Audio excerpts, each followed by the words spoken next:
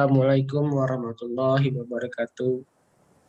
Halo teman-teman, perkenalkan nama saya Raden Ahmad Irsaisan dengan NIM C0D01901. Saya dari Prodi Perpajakan F 2019 Universitas Jambi. Selaku dosen pengampu yaitu Pak Yulisman SMS. Baiklah teman-teman, di sini saya akan menjelaskan tentang kajian teori penelitian. Pengertian teori dalam penelitian. Para ahli mengemukakan banyak definisi teori. Menurut Kerlinger tahun 1978, suatu teori ialah seperangkat konstruk atau konsep, batasan, dan proposisi yang menyajikan suatu pandangan sistematis tentang fenomen dengan merinci hubungan-hubungan antar variabel dengan tujuan menjelaskan dan memprediksi gejala itu.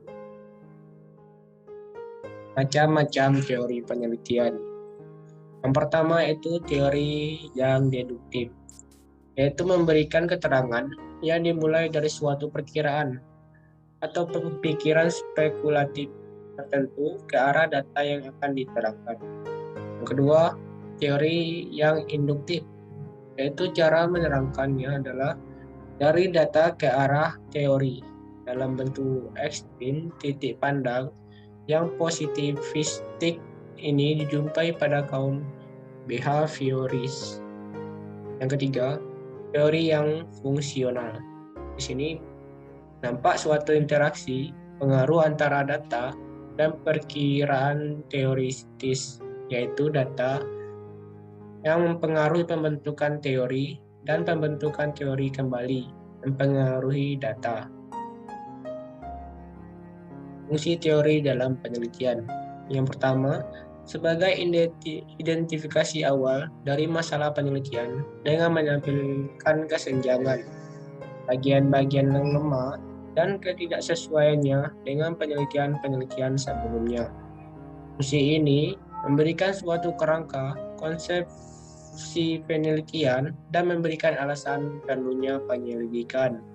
Yang kedua, untuk mengumpulkan semua konstruk atau konsep yang berkaitan dengan topik penelitian, kemudian melalui teori kita dapat membuat pertanyaan-pertanyaan yang terinci sebagai pokok masalah penelitian. Yang ketiga, untuk menampilkan hubungan antara variabel yang diteliti. Dari proses ini, kita dapat membandingkan topik penelitian dengan penemuan-penemuan. Peran teori dalam penelitian. Yang pertama, memperjelas dan fokus pada permasalahan penelitian. Yang kedua, menyusun DNA atau memperbaiki metodologi.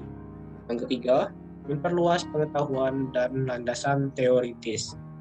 Dan yang terakhir adalah menghubungkan dengan pengetahuan yang terkait. Langkah-langkah dalam menyusun kajian teori. Yang pertama, tetapkan nama variabel yang diteliti dan jumlah variabelnya. Yang kedua, cari sumber-sumber bacaan seperti buku, kamus, ensiklopedia, jurnal ilmiah, laporan penelitian, seperti skripsi, tesis, atau disertai yang banyak dan yang relevan dengan setiap variabel yang diteliti.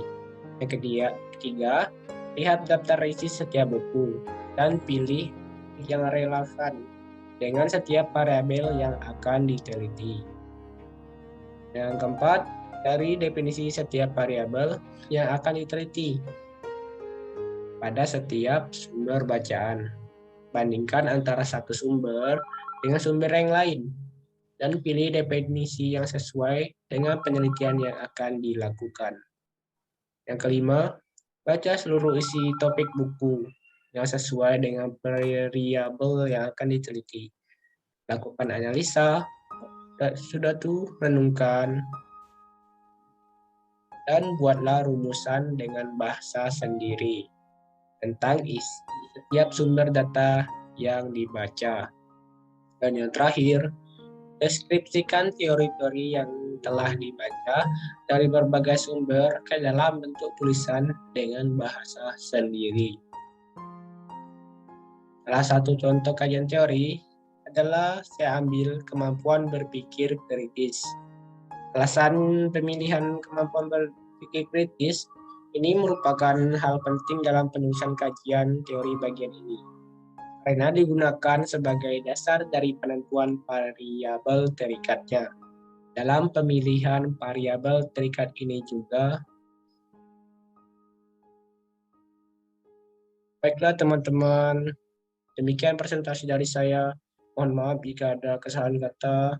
Saya akhiri. Wassalamualaikum warahmatullahi wabarakatuh.